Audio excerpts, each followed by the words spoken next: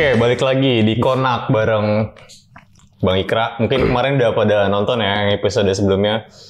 Berhubung kali ini Galih mesti balik ke rumahnya karena bokapnya sakit, jadi gue bareng Opik sekarang. Ya, nggak laku ya, Bang Galih ya. Kurang ngejual ya. Siapa? Bang Galih. Kita cut aja gimana? Kita ganti aja gimana?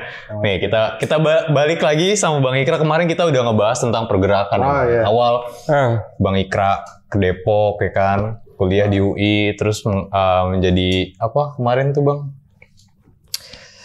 Pas awal-awal tuh bagian dari aktor intelektual. Iya banyak lah. Banyak lah kalau lo mau tahu semuanya, lu tonton dulu episode sebelumnya. Tapi mungkin kita mau mulai sesi ini dari hal-hal yang lebih ringan kali. Bisa. Berat batu ya, bicara pergerakan kan. Asli. Marxisme dan lain-lain. Iyalah, gua juga. Berapa tendung ya? Berat. Lumayan cukup berat Bang, ibaratnya pembahasan. Mungkin kita berangkat dari hobi. Gue denger soalnya beliau ini anak band. Anak band. Dari SMA ya Bang ya? Dari sekolah ya? Iya dari SMA. Ya, walaupun sebelum gue jawab itu pembukaan lu tuh agak mengganggu sampai sekarang gitu loh. Konak bareng gue itu kayaknya Kongko anak kosan harusnya. Kita mau membiasakan bahwa konak itu bukan bukan hal yang tabu. Hal yang tabu. Iya memang itu kan mekanisme alamiah di tubuh laki-laki ya. Iya. Benar. Jadi ya, tapi kan konak bareng itu juga enggak. Kalau sendiri-sendiri silakan aja gitu loh. Iya sih. Soalnya kadang kalau kayak orang ngomong anjing gitu dianggapnya kayak lu ngatain gua gitu.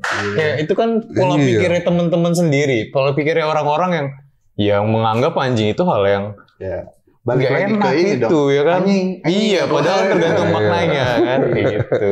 Ngomong-ngomong nih, boleh ini nggak Abang tuh dengerin apa sih? Kalau boleh tahu, kalau misalkan musik nih. Gua tuh gini. Mungkin ya ini latar belakangnya ya. Gue waktu kecil di Bandung itu satu rumah tuh hidup keluarga besar. Jadi kakek nenek gue, bokap gue, nyokap gue tinggal di situ. Adik-adiknya bokap gue masih tinggal di situ. Om tuh berarti. Om tante tuh tinggal satu rumah. Satu keluarga besar di situ. Iya. Nah, jadi mereka pada sedang dengar musik, dan gue adalah cucu pertama, anak pertama. Jadi sama adik gue sisi 3 tahun. Jadi gue udah mulai bisa dengar musik, adik gue masih bayi gitu kan. Iya. Nah, itu om tante gue tuh ala apa ya sama gue gitu kan. Dan gue sering nimbrung dengerin musik mereka. Mungkin waktu itu belum ngerti. Iya. Musik tahun 70-an. Kayak Genesis. Ya, gue pertama kali tahu Faris RM kasetnya baru keluar kaset cuy. Iya. Anak sekarang nggak tahu kaset kayak apa. Kaset ya. Anak sekarang iya, tapi kalau saya masih tahu. Iya, masih tahu. Masih tahu, masih beli 2000-an ya. Gitu.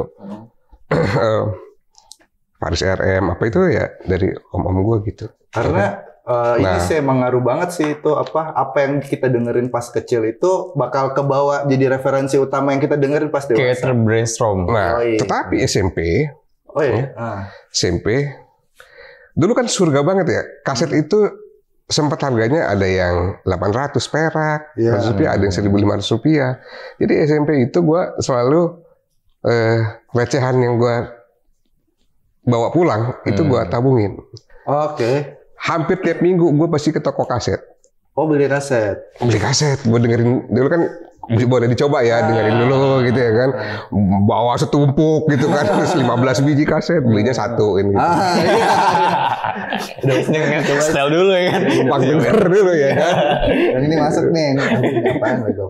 Dia pulang sekolah, seminggu sekali pulang sekolah itu beli kaset. Jadi gue di SMP itu gue beli kaset sendiri, banyak kaset gue gitu. Nah, pokoknya beragam, gue jadi suka. Tiba-tiba, waktu itu di Bandung itu kan juga banyak bermunculan musisi jazz misalnya gitu ya. Bandung. Gue mulai coba dengerin gitu. Selain yang tentu saja top 40 ya, anak SMP tahun 80-an penggemar Duran gitu ya kan. Duran itu kan BTS-nya hari ini lah gitu ya kan. Benar sih. Ya? Flamboyan gitu.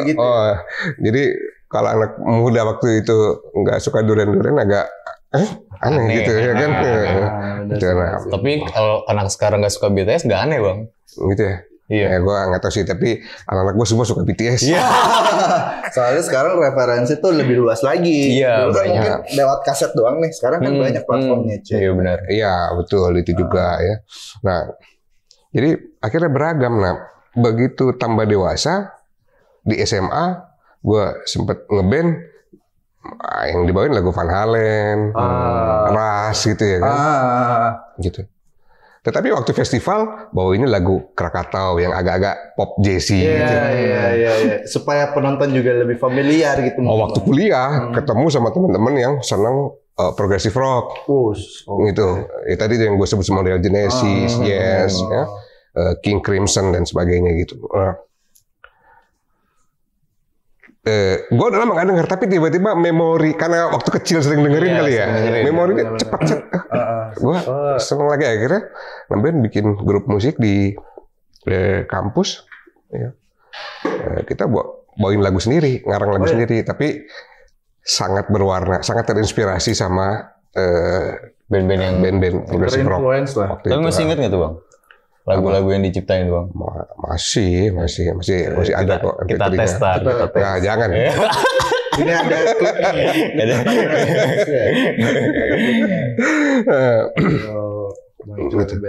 berarti waktu itu referensinya dari SD SMP ke kuliah emang selalu berkembang dan berubah-berubah ya. Iya, makanya Spotify gue, playlistnya itu ada pop, ada jazz, ada rock, gitu. Yang popnya juga dari pop yang tahun 70-an, 80-an, 90-an sampai BTS juga ada gitu loh. Gua masukin situ Butter ya kan, Dynamite, BTS ya kan gua masukin juga. Karena gua bisa nikmatin gitu, gua suka gitu loh. Berarti lagu-lagu sekarang juga masih masuk nih, Bang? Masih. Pokoknya BTS, selain BTS. Gua yang nggak pernah bisa masuk itu adalah lagu house. Oh, yang EDM gitu ya, EDM gitu. Iya, kalau EDM-nya model si Alfie Rev gitu gue suka. Ya, tapi kalau dia iya sih. Lebih kayak elektrik gitu. Iya kayak. Sampai hari ini gue nggak pernah bisa nikmatin. Gue nggak ngerti ini di mana enaknya gitu loh. Ya. Gue nggak bilang bahwa musik itu jelek ya, tapi buat gue susah nikmatinnya gitu. Iya sih. Karena kan tiap orang beda-beda seleranya. Kalau gue nggak bisa menikmati ini musik-musik metal, kurang bisa. Nggak ngerti gue. Iya nggak sih, maksudnya mungkin kayak gitu juga, Bang. Gue ada di playlist gue ya, gue masukin Metallica juga, masukin. Kalau apa sih kalau yang itu apa sih? Grunge ya? Apa bukan grunge? Apa yang grunge? Death metal apa yang? Death metal yang lebih. Itu gue masih ini gimana? Gue cuma nggak ngerti gimana cara menikmati ini gitu loh. Itu benar. Modelan Metallica, Iron Maiden, ya Slipknot lah itu masih masuk lah, masih masuk lah kayak gitu. Soalnya kalau gue kan emang lagu-lagu mellow ya. Mellow. Awalnya tuh kayak gitu tuh. Terus ke SMA tuh reggae tuh udah mulai masuk kan. Nah reggae itu menarik. Kenapa tuh? Gua tuh waktu di kampus dulu di FISIP sempat bikin tulisan tentang reggae bareng teman gua. Seru nih. Iya di majalah kampus gitu. Oh iya. Karena waktu itu lagi demen-demennya juga kita dengerin Bob Marley kan. Bob Marley. Nah, baru mulai nyadar gitu karena bahasa Inggris makin bagus kali ya gitu ya. Dulu waktu SMP kan nggak ngerti ini lagu, pokoknya enak nggak ngerti isinya gitu ya kan. Nah, tapi begitu coba kita pelajarin liriknya, akhirnya tertarik kita belajarin sejarahnya. Wah hebat juga nih Marley ini ya. Nah dari sejak itu gue jadi senang kalau dengar musik itu coba pelajari sejarah kemunculannya apa gitu. Sehingga kita bisa lebih mengapresiasi musiknya gitu. Ya benar. Gitu loh ya. Kayak misalnya Marley itu ya. Di Jamaika orang-orang kulit hitam yang mereka merasa bahwa yang sejarahnya adalah ada yang dibawa ditipu kayak perdagangan orang sekarang ada yang memang diculik ya kan dan seterusnya dipaksa dibawa dari Afrika ke perkebunan di Jamaika. Nah itu dia ceritain di lagu misalnya Buffalo Soldier itu. Makanya dia bilang if you know your history, then you will know where you coming from. Gitu. Iya. Kalau nggak tahu di Buffalo Soldier kan. Kalau kata Bung Karno, jangan sekali-kali melupakan sejarah. Ada kesamaan. Ada kesamaan tuh. Bob Marley sama Bung Karno ada semangat yang sama. Jangan. Nah, dia banyak bercerita tentang itu dan unik sekali dia punya gua nggak bisa bilang kayak sekte atau apa gitu ya. Yang dasarnya sebetulnya dari Bible gitu ya. Terutama perjanjian lama gitu. Kemudian ada sektenya sendiri yang mereka sebut sebagai Rastafari itu. Ya.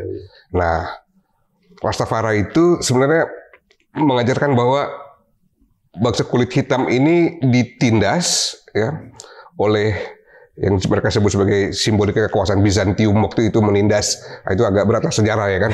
Tapi menindas dan kita ini harus balik kembali. Yes. Ya. Balik kembali ke tanah yang dijanjikan. Kalau di Bible tanah yang dijanjikan itu kan tanah Palestina yang sampai sekarang masih perdebatan. Nah, mereka itu ke Ethiopia. Ethiopia. Gitu. Makanya ada lagunya Exodus, Movement of Ja People. Itu Exodus itu maksudnya dia kembali memimpikan satu pembebasan. Nah, salah satunya soal pembebasan itu adalah Redemption Song itu. Redemption Song. Karena kebetulan juga waktu itu orang-orang situ juga yang berangkat dari perbudakan dan sebagainya. Karena sebetulnya musik reggae itu awalnya cuma ritme. Cek gitu, cek. Perkusi ritme. Oke. Gitu. Karena kan memang ya kaum budak nggak bisa punya gitar, cuy. Awalnya kali kayak apa aja dia pukul panci gitu kali ya awalnya. Kayak ini orang lagi nungguin lampu merah gitu kan. Nah, sebetulnya banyak musik modern hari ini yang dilahirkan oleh orang-orang yang tertindas, terutama kulit hitam itu ya. Blues misalnya. Blues. Kenapa disebut dengan blues? Blues itu kan sebenarnya bukan merujuk pada warna ya, tetapi merujuk pada kesedihan, rasa kesedihan hati gitu. When I'm feeling blue, benar feeling blue. Itu kan, murung ya. Gitu. Makanya itu salah satu ciri dari blues itu adalah lengkingan gitar yang menjerit-jerit itu loh. Kan?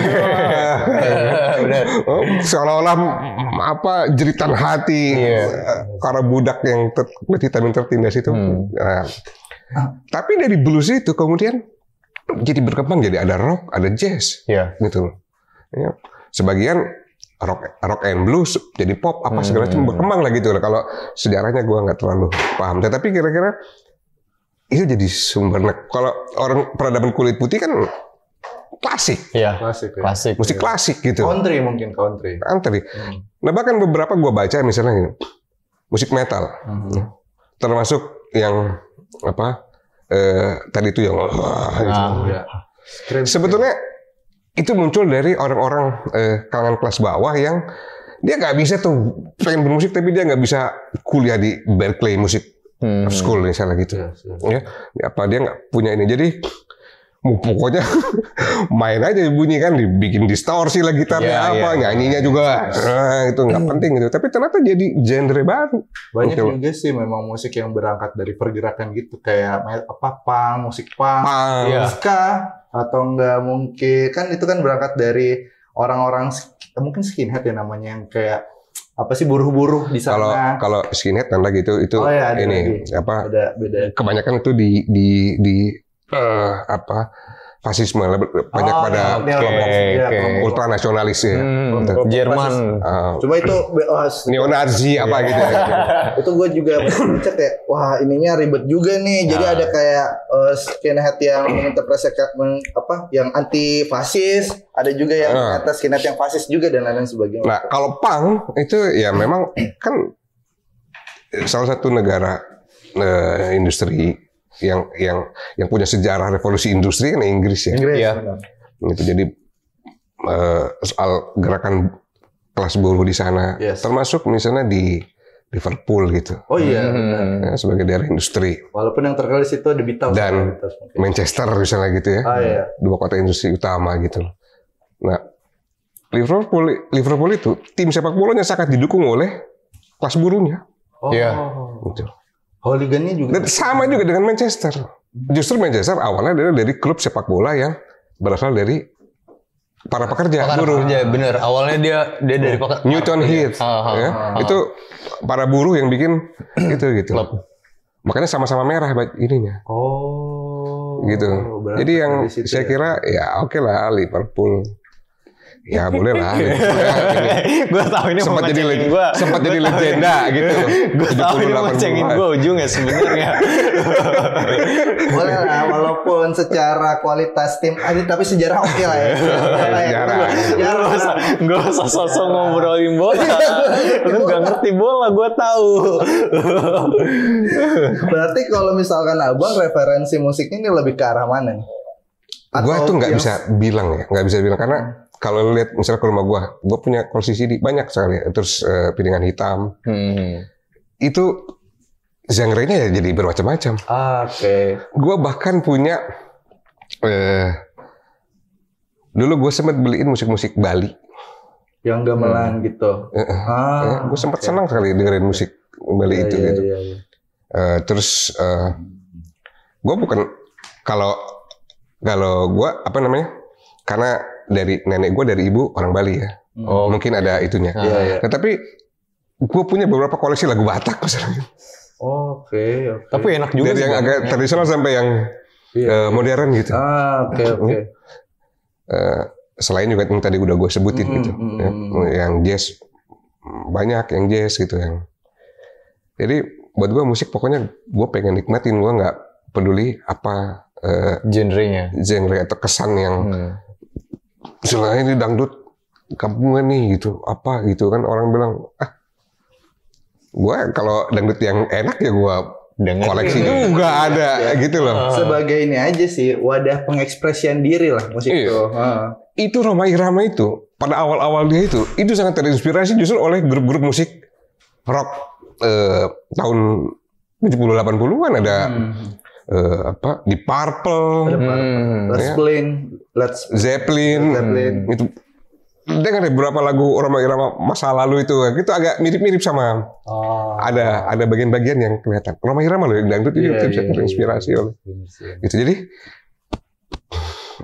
musik, nah problem kita hari ini adalah ketika musik itu dilahirkan sebagai sesuatu, ada sebagian, sebagian kalau nggak bisa dibilang sebagian besar, musik itu adalah satu bentuk ekspresi dari perlawanan, ketertindasan, perjuangan soal keadilan dan sebagainya gitu. Tiba-tiba masuk ke sini, dibungkus oleh kapitalisme industri musik, jadi komoditi aja, orang jadi nggak ngerti. Benar sih. Seperti misalnya tadi yang Bob Marley itu, sampai ke sini jadi simbol-simbol bendera merah, kuning, hijaunya, ganjanya, gele, ya kan? Padahal agama Rastafari itu menggunakan gele sebagai salah satu medium bagi mereka, misalnya untuk berhubungan sama media. Ya kayak misalnya beberapa agama menggunakan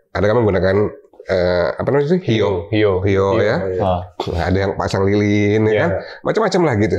Nah, gile adalah bagian dari, ganja adalah bagian dari itu di dalam agama Rastafari. Nah, di sini kan lifestyle aja. Iya, jadi ikut-ikutan lu nggak ngerti apa artinya, tapi lu make juga. Nah, sehingga ketika kita mendengarkan musiknya kita kehilangan progresivitas dari si musiknya itu gitu, ya kan? Nah, jadi dia sampai ke sini jadi komoditi biasa aja gitu. Sama lah kayak kaos Rage Against the Machine. Kan?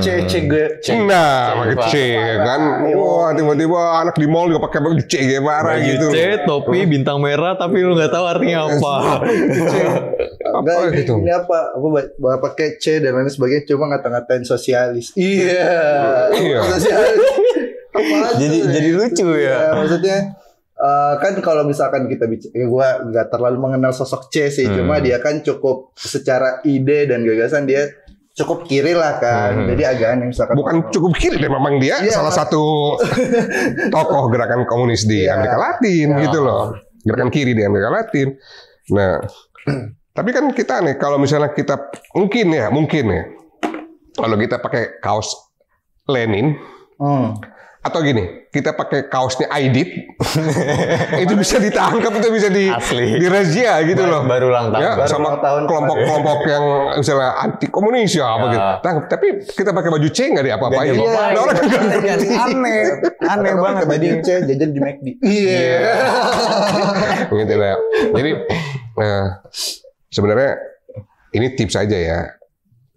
Sekali-kali gitu mencoba memahami sejarah dari musik yang kita sukai atau apa. Mungkin ketika dengerin musik itu kita jadi lebih terinspirasi, lebih punya posisi mental dalam mencoba menikmati musiknya, gitu ya kan, enak kan gitu. Nah, atau seenggaknya pelajari simbol-simbol yang dikenakan lah. Misalnya kan kita melihat Bang Ikra memakai baju United Legend nih, langsung anak bola banget nih, fans Manchester, rival.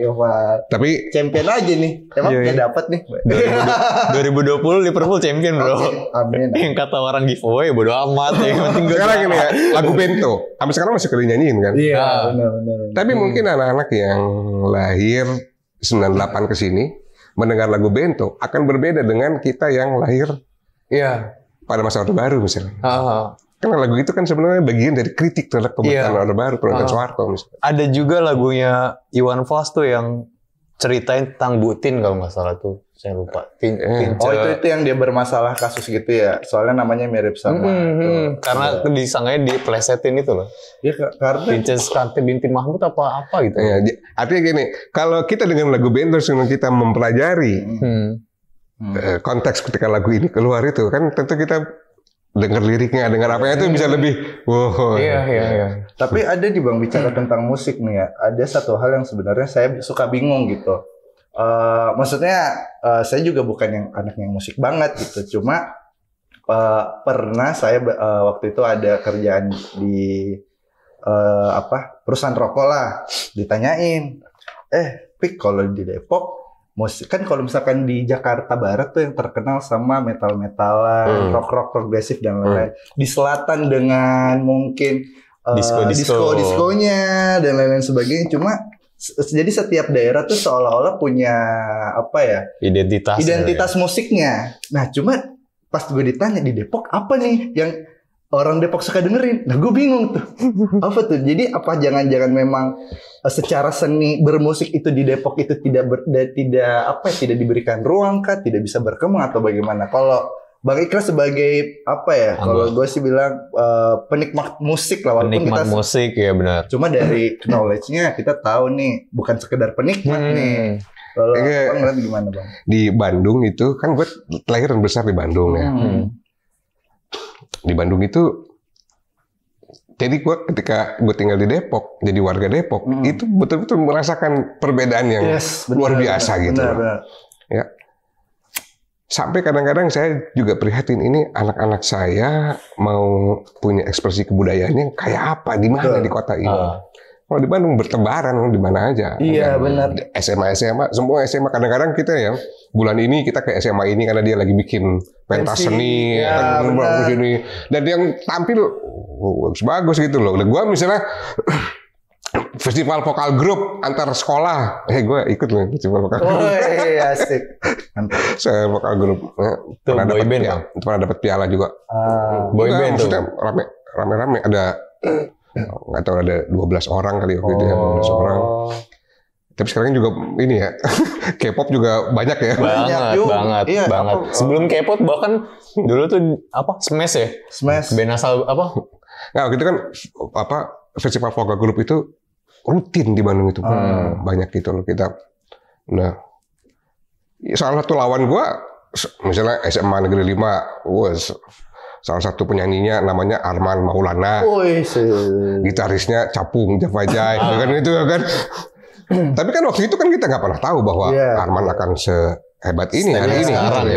Tetapi bisa muncul orang-orang musik itu, anak-anak muda yang begitu karena banyak aktivitasnya. Karena mungkin juga daerah dia mendukung gitu, ruang-ruang ekspresinya ada. Diberikan gitu loh, dan didukung.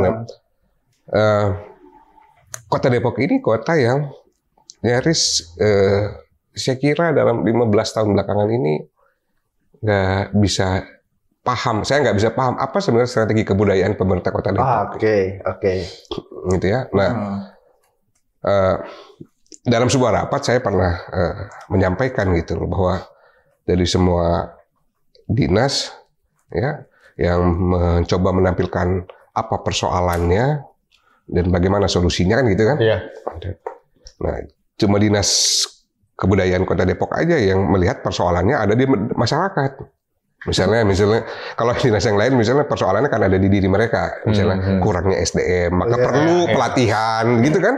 Solusinya itu gitu. Nah, kalau di Sporata sempat tertulis di situ soal masalah misalnya dalam soal kebudayaan, kurangnya minat anak-anak muda di dalam aktivitas kebudayaan. Jadi yang disalahkan tuh anak mudanya. Nah, akhirnya saya kritik gitu. Coba dicari lagi. Jangan kan gini. Kalau kurang minat anak-anak muda Kota Depok, kurang minat aktivitas kebudayaan. Terus anak-anak muda Kota Depok kurang minat terhadap olahraga prestasi. Problemnya adalah kita pernah siapkan apa untuk mereka supaya mereka untuk punya minat dan bakat. Nah, tadi Abang bilang kan kurang wadah ya Bang. Yes. Iya, pertanyaannya kita punya. Misalnya gini, Depok punya gedung kesenian nggak? Enggak.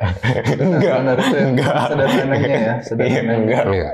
Kayak misalnya gedung Bulungan di Jakarta, tim, kan? Ya. Di Bandung tuh banyak itu barang. Yes, benar. Tapi kalau saya nggak salah denger ya Bang, bukan Depok itu pernah mau buat tuh yang akhirnya terbengkalai itu. Ya, itu kan juga sebenarnya pemerintah Kota Depok yang lama itu program provinsi. Oke. Iya kan ada yang terbengkalai itu kalau nggak salah pas pembangunannya kan. Nah, tapi kemudian nggak ditindaklanjuti juga oleh pemerintah kota seperti apa gitu.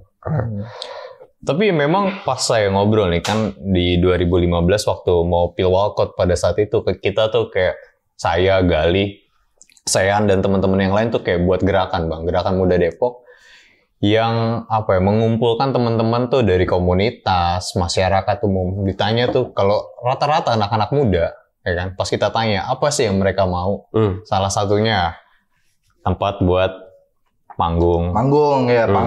Kita nggak dikasih panggung, kita nggak dikasih tempat untuk mengekspresikan gitu loh. Kalau itu diberikan, ya saya yakin gitu, banyak kok yang akan menggunakan itu. Iya, dan gini. Ya, sebetulnya kalau memang punya strategi yang menganggap itu penting, jangan-jangan tidak punya strategi yang jelas itu karena menganggap faktor ini nggak terlalu penting. Gitu ya. Jadi gini, pemerintah kota ini nggak menempatkan pembangunan kebudayaan itu sebagai bagian dari pembangunan manusia Kota Depok. Benar. Menarik. Tetapi sebagai aksesori aja. Jadi kalaupun misalnya tampilkan kesenian, dia sebagai tontonan. Benar sih. Ya, kesenian sebagai tontonan adalah salah satu aspek dari kesenian. Tetapi ketika anak-anak kita dilatih kesenian semua masif gitu ya, itu kan dari kecil melatih rasa, melatih adab dan seterusnya gitu. Ya. Nah, mungkin juga itu. Saya curiganya itu. Mudah-mudahan saya salah gitu ya. Tapi kok faktanya nggak masif dilakukan gitu. Kenapa nggak ditempatkan kebudayaan itu sebagai sesuatu yang bagian yang penting juga itu di Kota Depok. Soalnya pas gue nge-BEM dulu di 2015 itu biasanya tiap akhir periode BEM gue mengadakan festival musik itu yang besar-besaran Bang skalanya. Karena di kampus nggak boleh. Ya akhirnya gue bingung mau kemana gue. Akhirnya gue nyewa BW. Bumi Wiyata, kan? Ke Zoo Cafe waktu itu. Jadi kita sebenarnya gini, gimana Bang? Depok itu bisa nggak sih bangun? Bisa aja dan sangat bisa. Kenapa? Gini, karena Depok ini kan bukan kota industri, bukan kota pertanian, bukan juga kota yang ada atau tempat yang ada bahan alamnya seperti gas atau nggak ada. Tetapi Depok kota pemukiman. Maka salah satu ekonomi yang bergerak adalah industri itu perumahan. Pengembang, ya kan? Karena Depok adalah tempatnya komuter, orang yang kerja di Jakarta, terus tinggal di Depok, gitu ya. Nah, sebetulnya kan bisa diambil dari pengembang itu, gitu.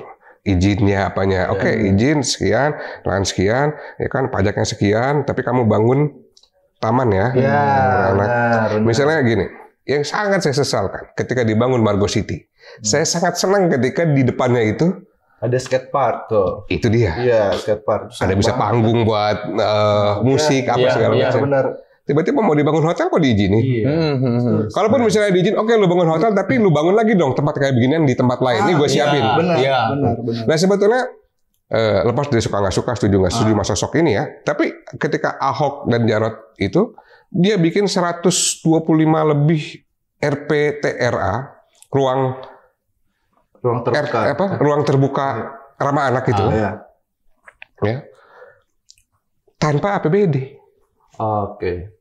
Gitu loh. Dalam tanda kutip, malakin pengembang dengan sah, gitu, untuk membangun tempat-tempat itu, gitu loh. Kenapa kita nggak bisa ya bang? Kenapa kita nggak bisa? Padahal puluhan triliun, bisa 30, 40, 50 triliun per investasi di Kota Depok itu. Dan sebagian besar, gue yakin bukan pabrik, tapi apartemen, perumahan, hotel, dan sebagainya. Karena bagaimanapun, nih saya sebagai kaum muda nih, maksudnya bukan berarti untuk mewakili teman-teman, maksudnya mewakili diri sendiri pun juga mikir selain, maksudnya kalau di luar pandemi ya, kan yang namanya anak muda mah pengen aktif ya, pengen nongkrong.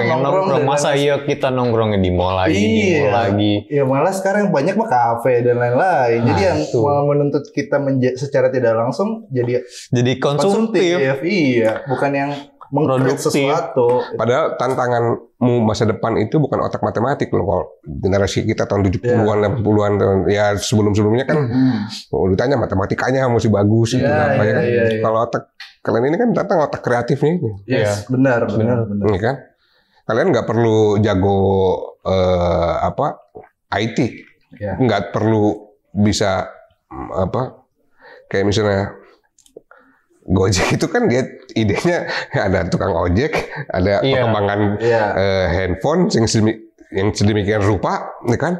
Ada perkembangan aplikasi sedemikian rupa, ya, ada penumpang. Gimana caranya gue hubungin ini? Nah, sekarang jadi orang terkaya gitu loh. Kreativitas untuk itu gitu loh. Lu nggak perlu jadi ahli elektro gitu loh. Tapi kalau punya kreativitas, dia bisa memanfaatkan apa yang ada gitu. Nah, kesenian, kebudayaan dan sebagainya itu adalah bagian dari melatih anak-anak kita itu otak kreatifnya itu. Dan secara tidak langsung budaya itu medium untuk kita lebih mengenal kita sendiri. Seperti tadi kata Bob Marley. Apa tuh? Gue lupa. Apaan? Mau ngutip tapi lupa gimana? You know your history. Itu. Lu mau ngutip tapi lupa gimana? Jadi ya lu nggak bakal tahu lu siapa sebelum lu pelajarin kebudayaan lu gitu. Dan bicara tentang siapa diri kita, ketika kita mengenal kita tahu apa yang kita butuhkan gitu.